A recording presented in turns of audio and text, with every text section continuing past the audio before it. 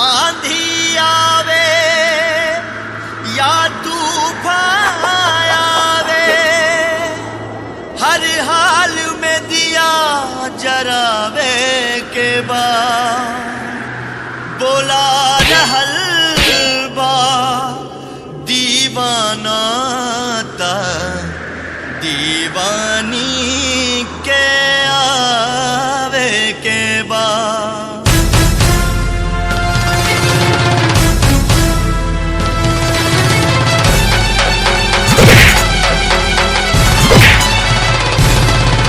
दीवानी हूता आजा आजा दिल के प्यास बुझा जा, तू दीवानी हूता आजा आजा दिल के प्यास बुझा जा।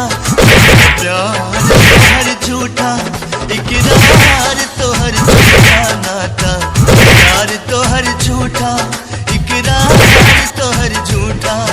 दीवानी हूता आजा आजा दिल के प्यास बुझा जा नाता, प्यार तोहर झूठा इकरार तोहर झूठा नाता, प्यार तोहर झूठा इकरार तोहर झूठा।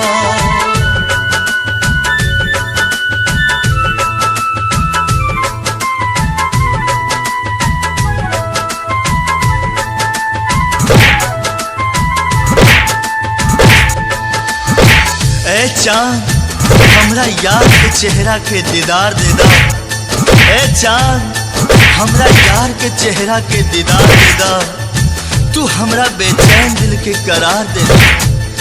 लुट गईल बानी हम अंधरिया में, बस थोड़ा सा रोशनी उधार दे दा।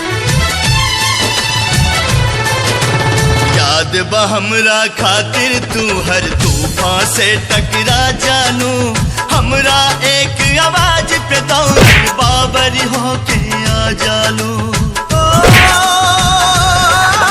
दीवानी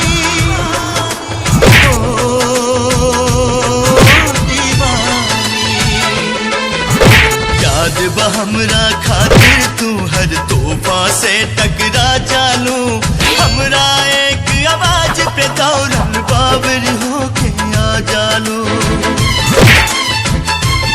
फिर से तूफान से टकरा जा आजा सुन के सदा तू आजा, फिर से तूफान से टकरा जा आजा सुन के सदा तू आजा नाता, प्यार तोहर झूठा इकरार तोहर झूठा नाता, प्यार तोहर झूठा इकरार तोहर झूठा।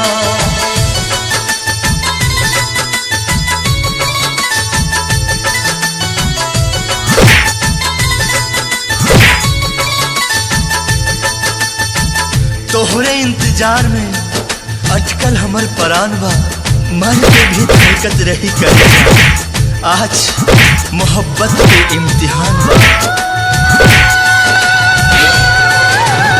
बतावे